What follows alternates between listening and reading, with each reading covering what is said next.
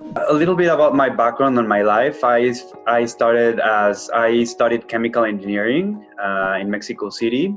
Then I came back to Guadalajara, where is my hometown, for work. And I worked I started as a researcher in the lab, designing processes for biotech pharmaceuticals. And then I studied my master's in finance because I wanted to get more business exposure and understand numbers and how to read financial statements, and so that I can get more exposure into the business side of the industry. Then I started to climb up in that company until I became the director of finance. However, I felt that I still wanted to explore more about the world and get that global exposure that I was looking for. And also I wanted to switch career. So it was not only, I didn't want to specialize myself into pharmaceuticals, but I wanted to pivot into different industries. So I felt that an MBA was the perfect opportunity for doing that and exploring that, and the right decision. And I think that you just felt it. I felt that I needed to do it at that point in my life. I decided to join an MBA in Asia because I felt that at this point in time, this is the most dynamic region in the world. It's very progressive, and its economy is growing a lot. So I think that opportunities here are everywhere, and Asia is still growing. So this is why I decided to come to Asia. I decided to come to Hong Kong because this city in particular is full of opportunities. It's not only about finance or consulting, as many people might think about, but this is where you can explore other industries and other sectors in those industries as well. And it's a hub for the whole of Asia. So this is where Asia basically consolidates itself into one economy and one society. I decided to explore other MBAs around the world. It was in the US, it was in Europe for me. I knew that it was Asia, especially Hong Kong. And I did some research on which schools I could study my MBA until I came across HKUST. I found out that it was top of the world. Its program is it's academically very recognized, acknowledged across the world. It's top 25, and it also has a really interesting career development program. So since I was trying to switch careers and switch industries, I felt that having a strong and solid career development coaching team who would help me get that network that I needed in Hong Kong would help me do that transformation in my life. So that's why I decided that HKUST was the best option for me.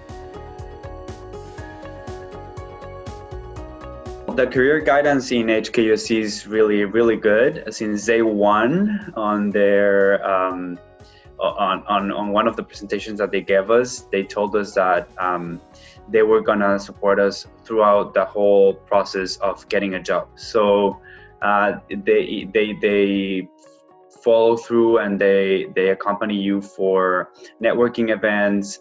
They teach you how to approach people, how to network, how to prepare for an interview, how to write on your CV, your cover letters, and for every step of the way they are there. So if you get an interview, they'll make sure to follow up on that and see if you need any help from them. If you need an external coach who has experience on that field, so that you can practice a mock interview, or if you need some guidance on what to talk about, the topics that are relevant for the industry at that moment.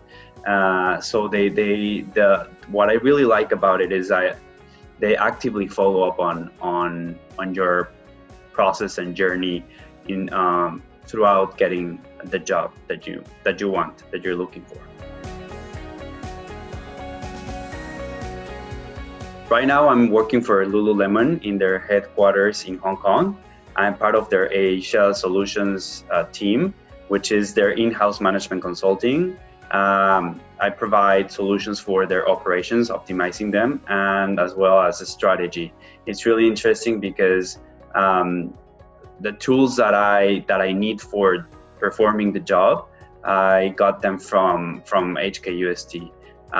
It's very business driven. You have to think about the bigger picture, and you have to think about how to drive the business into better opportunities, other markets, and provide solutions for their current issues. So I think that was what I gained from the UST experience for getting the job. Definitely prepared me for the interview.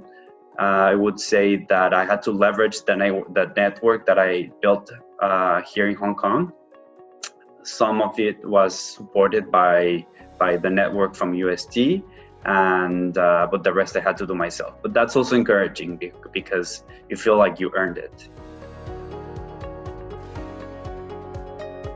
There's the reality in Hong Kong right now is I would say it's pretty similar to the rest of the world. Of course, I think that the pandemic has changed everyone's perceptions, and it's up to every one of us to make the most and the best out of this experience. So I have been, I would say, stranded in Hong Kong somehow because we're in quarantine right now. If you go out of Hong Kong and you come back, you have to quarantine for 14 days.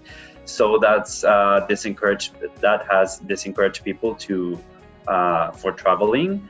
But this is the safest place, one of the safest places I would believe for living throughout this experience and this pandemic. The society and everyone is just so work together to build a better, safer environment, and this is very. I would say that I'm very grateful for being here throughout this period. In regards to the riots, yes, I mean the political and social situation in Hong Kong is challenging at the moment. There's a lot of issues going on. It's really interesting to be part of their history at this point in time. However, I would say that Hong Kong is not going anywhere soon. So there's a lot of opportunity here still. Nothing is going to change in the short term. So it's going to take, even though it seems like it's moving forward really quick, really fast, Hong Kong is not going anywhere. There's a lot of competitive advantages here for many industries, and they still have a lot to contribute to the global economy, especially in this region. So yeah, Hong Kong is not going anywhere. Come here. Of course, I've had cultural shocks. Even though I'm from Mexico and we're very relaxed and open to anything, I would say we're very westernized. So there's obviously the clash of the West and the East, and the Asia. First of all, is the accent. Even though everyone or almost everyone speaks English, you need to adapt to many different accents. Not only from expats that come here and establish themselves and their families here, but also from local people. It's quite a combination. So your listening needs to adapt to hearing the different accents. Second of all, I would say that it's very, very, very dynamic. And for me, I wouldn't say that I struggle that much in terms of food or culture, because everything that you need is here, especially in Hong Kong. It's very open to every culture. But I would say that the city revolves, it's dynamic, its cycle is kind of different. It pushes you to always be active, and it never stops, it never rests. So it's very inspiring in a way, but at the same time it's overwhelming. So it's like you need to adapt to it and just, but it's something that you learn throughout your days in Hong Kong.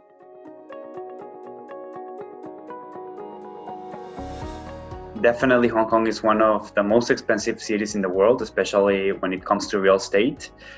Finding a place to live is really, I wouldn't say it's complicated because the market's so dynamic, but it's definitely very expensive. So that's one thing that you need to consider for a budget. Once you decide to come here, you need to accommodate some of it for living. However, compared to other schools, HKUST offers a great accommodation within their campus. It's amazing. It's beautiful.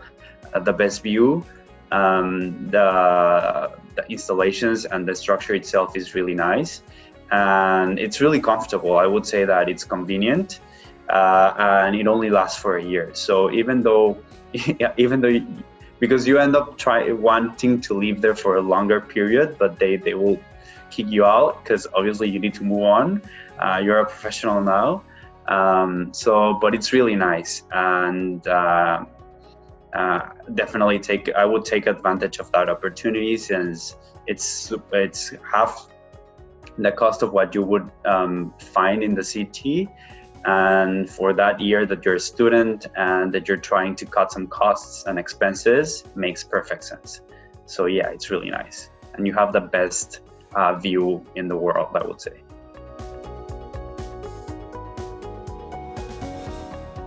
In terms of staying in Hong Kong, if that's your plan, that's definitely something that can happen, or you can make it happen. It all depends on you, because immigration-wise, it's really easy to get a working visa right after. So because you pay tuition in Hong Kong, being a foreigner, you're entitled to a special visa, which is like a self-sponsored work visa in Hong Kong. So you don't need any company to sponsor it for you. You just need to, once you finish your studies, you change into that visa, and you have 1 year to credit that you're working for a company here. So as long as you're working before that expiration comes into play, you can extend that visa continuously for as long as you want to stay here in Hong Kong. So immigration wise, I would say it's really easy. Opportunity wise, finding jobs, it's also I would say that it's all about how you expand your network, how you work your magic on LinkedIn, and yeah, prepare for the interviews. And I think that you will definitely get a job. Obviously, these times have been challenging, and not everyone has been able to make it in Hong Kong, and they've had to go back to where they came from or to their previous job, or I mean, at this point, we just want some stability. But yeah, definitely, it's really easy to get a job here and to stay in terms of immigration.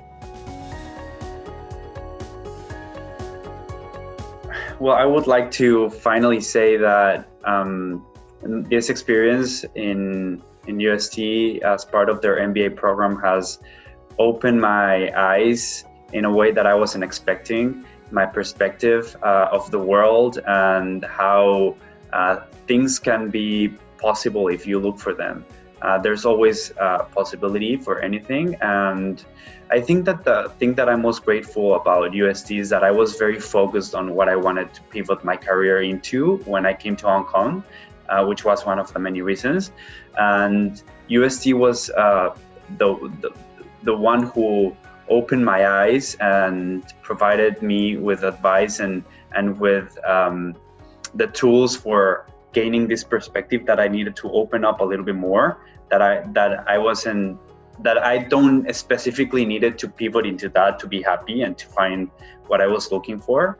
And yeah, that's a lot of work, I would say, because they need to convince your biases to change. So I think that that's part of the journey, and I'm very grateful for that. And obviously the tools that they provide and the events and the experience and the friends and the dynamics and all of it's really nice. It's really good. I loved it.